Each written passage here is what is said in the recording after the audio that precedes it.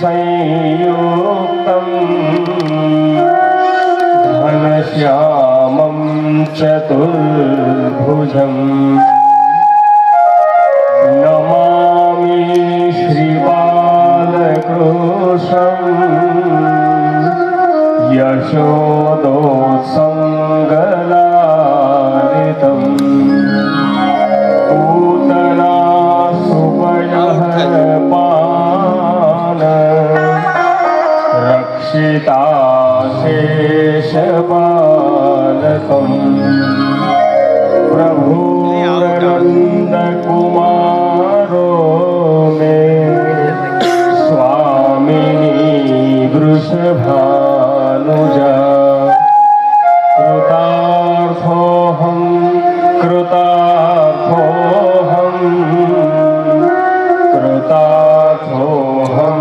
न चिंता संतानहन्तारो यत्पादं भुजनेन श्रियाणां कानिचाचार्य प्रणमामि मुहुर्मुहुः यदनुग्रहतो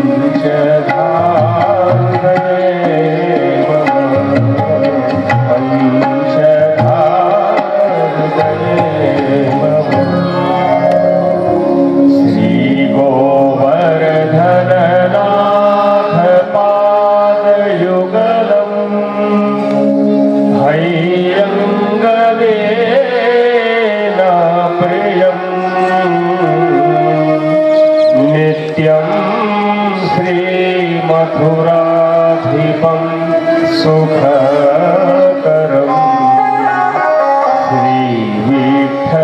श्रीविठ्ठलेशं मुदा श्रीमद्द्वारवतीश गोकुलपति श्रीगोकुलेन्दु विभुं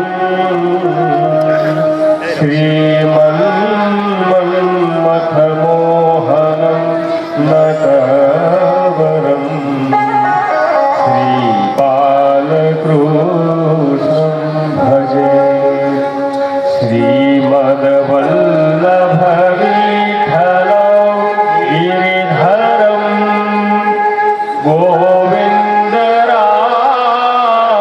गोविन्दरायाभिधं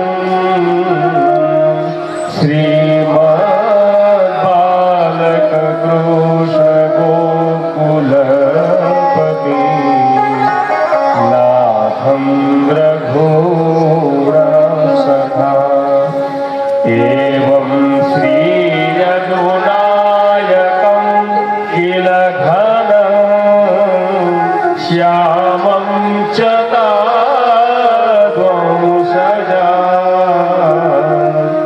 કાલિંદીં સ્વગુરું ગિરિ ગુરુ વિભું શ્રીય પ્રભુશ્ચ સ્મરે વંદે શ્રી હરિરાયં તં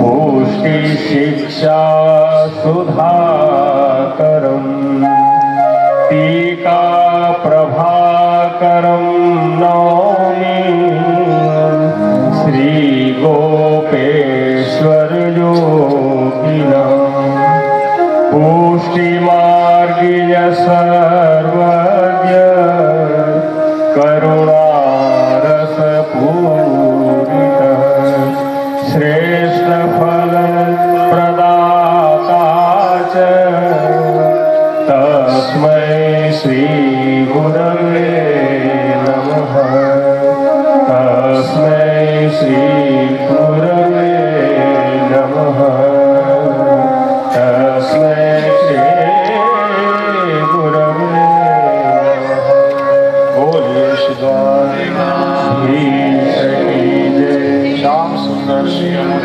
મહારાણી કી જય શ્રી વલ્લભાધીશ કી જય શ્રી ગુસાઈજી પરમ દયાલ કી જય શિક્ષા સાગર શ્રી હરિરાય મહાપ્રભુ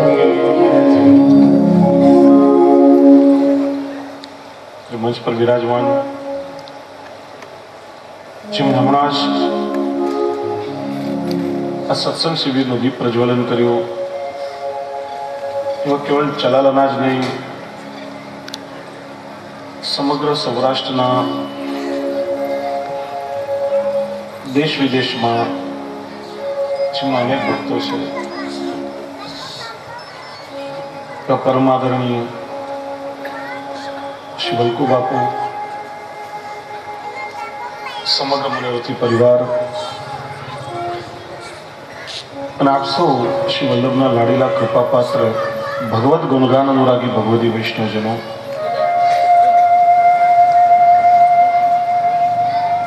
આજથી 5 દિવસ સુધી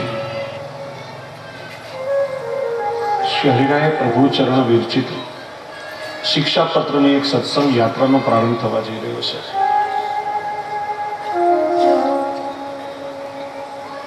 યાત્રામાં આપણે જે જઈએ ત્યારે યાત્રાના જે અનુભવીઓ હોય એ આપણને થોડી સલાહ આપે, સૂચનાઓ આપે. યાત્રા કરવા તમે જાઓ છો, તબિયતનું ધ્યાન રાખજો, જ્યાં ત્યાં ખાનપાન કરશો નહીં, તમારો સામાન બરાબર સાચવીને રાખજો. પોતાના અનુભવોની થોડી બહુ વાતો આપણને કરે, સૂચનાઓ આપે, સલાહ આપે. આપણે પણ એક એવી દિવ્ય યાત્રા પર આજથી પ્રસ્થાન કરી રહ્યા છીએ. ત્યારે હું પણ એક વસ્તુ માટે આપને સાવધાન કરી દઉં. ભાઈ અવાજ બરાબર નથી, મને સંભળાતો નથી. મોનિટરમાં બરાબર હતો.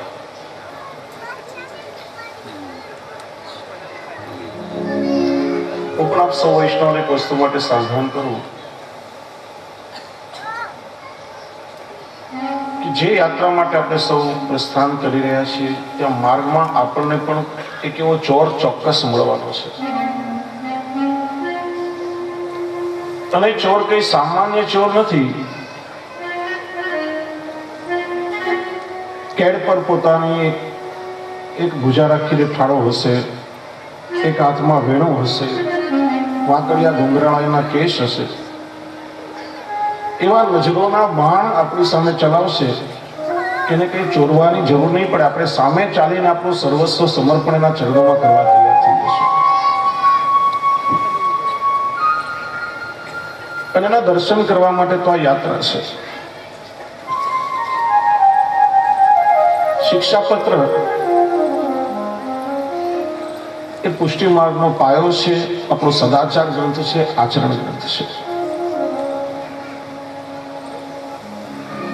સમગ્ર શિક્ષાપત્રમાં 633 શ્લોકોની ચર્ચા કરવી 5 દિવસમાં શક્ય નથી. પણ આ શિક્ષાપત્રને કેન્દ્રમાં રાખી અને વર્તમાન સમયમાં આપણા જીવનમાં મૂંઝવતા એવા અનેક પ્રશ્નો છે. સમય સમયે એ પ્રશ્નો આપણા જીવનમાં ઉદ્ભવતા હોય છે. કેટલીય સમસ્યાઓ જે આપણા ધર્મના માર્ગ પર ચાલવા માટે આપણને અવરોધ કરતી હોય છે, અને એ બધાનું નિરાકરણ આ શિક્ષાપત્રમાં છે. આપણી વૈષ્ણવી પાત્રતાને ઘડવા માટે, આપણી પાત્રતાને માંજવા માટે, શુદ્ધ કરવા માટે શિક્ષાપત્રને કેન્દ્રમાં રાખી અને મુખ્ય મુદ્દાઓ ઉપર આપણે 5 દિવસ ચર્ચા કરીશું. શિક્ષાપત્ર ગ્રંથને સમજતા પહેલા એ ગ્રંથના રચેતા શ્રી હરિરાય મહાપ્રભુ એમના સ્વરૂપનું થોડું ચિંતન કરીએ, એમના સ્વરૂપને હૃદયમાં પધરાવીએ અને આપણા સૌના હૃદયમાં બિરાજીને સ્વયં શ્રી હરિરાય પ્રભુચરણ જો ભાવ પ્રકાશ કરે તો જ આ ગ્રંથને સમજવા માટેની પાત્રતા આપણામાં આવે. નહીં તો તમારું પણ સામર્થ્ય નથી કે મારું પણ સામર્થ્ય નથી એનો કંઈક ભાવ પ્રકાશ આપણે કરી શકીએ. એ ગ્રંથ કર્તાની કૃપા ચોક્કસ આપણા પર થવી જોઈએ. આજથી 5 સદીઓ પહેલા વિક્રમ સંવત 1535 ચૈત્રવદ 11 શુભ દિવસે પૃથ્વી પરનું આધિદેવી ગૌલોક ધામ ચંપારણ્ય ત્યાં જગતગુરુ મહાપ્રભુ શ્રી વલ્લભાચાર્યજીનું પ્રાગટ્ય થયું.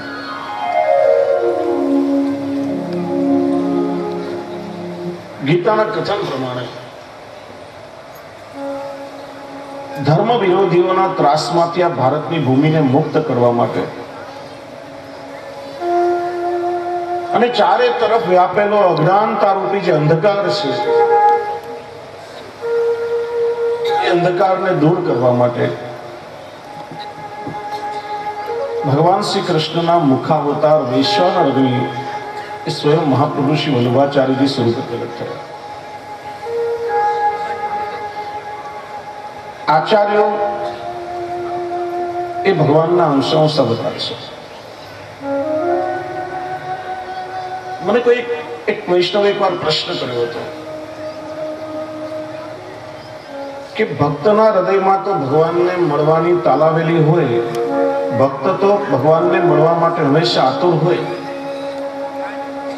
પણ ક્યારેક ભગવાનને પોતાના ભક્તોને મળવાની ઈચ્છા નહીં થતી હોય. અને ભગવાનને જો ભક્તોને મળવાની ક્યારેક ઈચ્છા થાય તો કઈ રીતે મળે?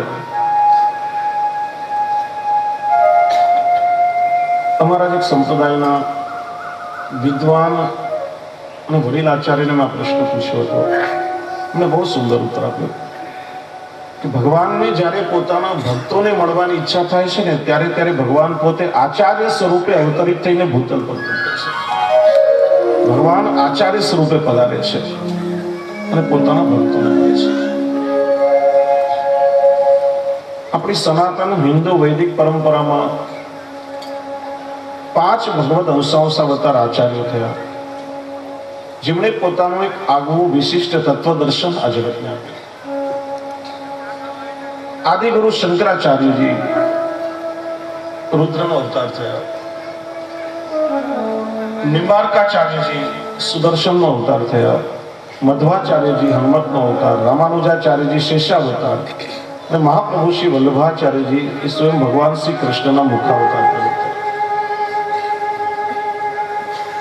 આ 5 આચાર્યોએ જે પોતાનું એક તત્વદર્શન જગતને આપ્યું, પોતાની ફિલોસોફી આપી, અને એમના એ તત્વદર્શનને જીવવા માટેની જે સાધન પ્રણાલી બનાવાઈ એને આપણે સંપ્રદાય તરીકે ઓળખીએ. સંપ્રદાય કઈ વાડાબંધી નથી. સંપ્રદાન ધાતુ પરથી સંપ્રદાય શબ્દ પડે બને ડિફરન્સ છે, પણ જુદા જુદા આવે છે. આ લો વોલ્યુમ શબ્દ, હાઈ વોલ્યુમ શબ્દ મને સાંભળવાનું બંધ અગવડતા લાગે છે.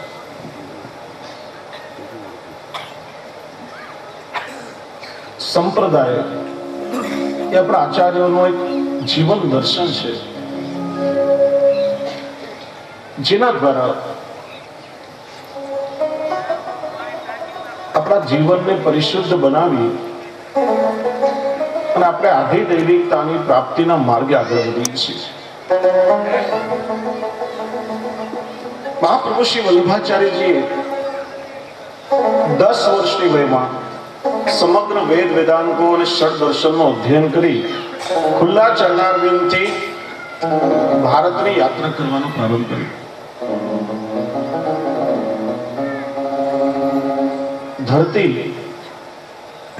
પ્રભુના ચરણના સ્પર્શ માટે તલસી રહી હતી. શ્રી હરિરાયજી વલ્લભ સાખીમાં આજ્ઞા કરે છે, ધરણી અતિ વ્યાકુલ ભઈ વિધિસો કરી પુકાર. ધરતી ખૂબ વ્યાકુળ થઈ હતી. એનું કારણ સર્વોત્તમજીમાં શ્રી ગુસાઈજી મહાપ્રભુજીનું એક નામ કહે છે ભૂમિ ભાગ્ય. શ્રી મહાપ્રભુજી આ ભૂમિના પરમ ભાગ્યરૂપ વિધાતા સ્વરૂપે પધાર્યા છે.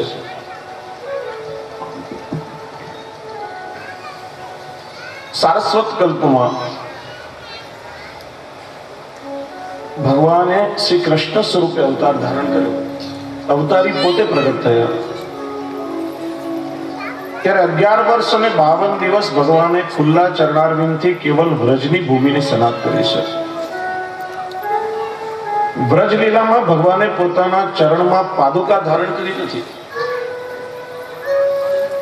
સૂરદાસ પ્રભુ નંગે પાયન અનુદિન ગૈયા ચારત. ભાગવતજીમાં ભગવાનને અવતાર ધરવાના 3 કારણો બતાવે છે. માં દુખી હતા, ભક્તો દુખી હતા અને ભૂમિ દુખી હતી. આ ત્રણેયના દુઃખનું નિવારણ કરવા માટે ભગવાને અવતાર ધારણ કર્યો છે. 11 વર્ષ 52 દિવસ ભગવાને ખુલ્લા ચરણારવિંદથી વ્રજની ભૂમિને એ સુખ આપ્યું છે. ત્યાર પછી ભગવાનની મથુરા લીલા અને દ્વારકા લીલા થઈ. ભગવાન રાજાધિરાજ થયા અને ભગવાને ચરણમાં પાદુકા ધારણ કરી છે. આ ભારતની બીજી જે ભૂમિ છે જેને ભગવાનના ચરણનો સ્પર્શ મળ્યો નથી, એ ભૂમિને સનાત કરવા માટે 3 વખત ખુલ્લા ચરણોથી મહાપ્રભુ શ્રી વલ્લભાચાર્યજી આ ભારતની પ્રદક્ષિણા કરી છે. જે સ્થાનમાં બિરાજી અને શ્રી વલ્લભાચાર્યજીએ શ્રીમદ ભાગવત અને વેદનું પારાયણ કર્યું, એ સ્થાનને આપણે શ્રી મહાપ્રભુજીના બેઠકજી તરીકે ઓળખીએ છીએ. સમગ્ર ભારત વર્ષમાં શ્રી મહાપ્રભુજીના 84 બેઠકજી વિદ્યમાન છે અને વૈષ્ણવો એના દર્શન અને બેઠકજીમાં જારી ચંસ્પર્શ કરવા માટે જાય છે. ધરણી હતી વ્યાકુલ ભઈ વિધિસો કરી પુકાર. શ્રી વલ્લભ અવતાર લે તારો સબ સંસાર. ધરણી અતિ વ્યાકુલ ભઈ વિધિસો કરી પુકાર. શ્રી વલ્લભ અવતાર લે તારો સબ સંસાર. શ્રી વલ્લભ તારો સબ સંસાર. વેહે જાત ભવ સિંધુ મોદાર. શ્રી વલ્લભ પ્રગટે પરવરુદાર. શ્રી વલ્લભ કરુણા કરી કલી મેલીરો અવતાર. મહાપતિત ઉદ્ધાર કે હીનો યશ વિસ્તાર. શ્રી વલ્લભ કિયો યશ વિસ્તાર. શ્રી વલ્લભ વિઠ્ઠલ રૂપ કો કરી શકે વિચાર. ગૂઢ ભાવ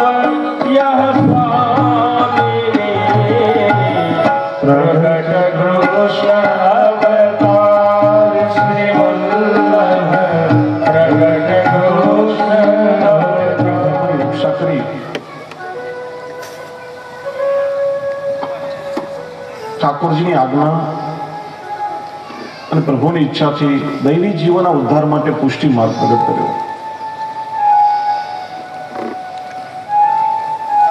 આપણે સૌ બ્રહ્મ સંબંધ લીધા પછી પુષ્ટિ માર્ગીય વૈષ્ણવ કહેવાઈએ છીએ. જો એક વાત તમને સમજાવું, ઘણી વખત આપણે લોકો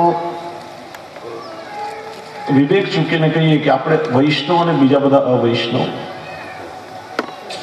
એ શબ્દ ક્યારે પણ નહીં બોલશો. આપણે વૈષ્ણવ અને બીજા અવૈષ્ણવ એવું નહીં, ઘણા બધા વૈષ્ણવ સંપ્રદાયો છે. પ્રાચીન સમયમાં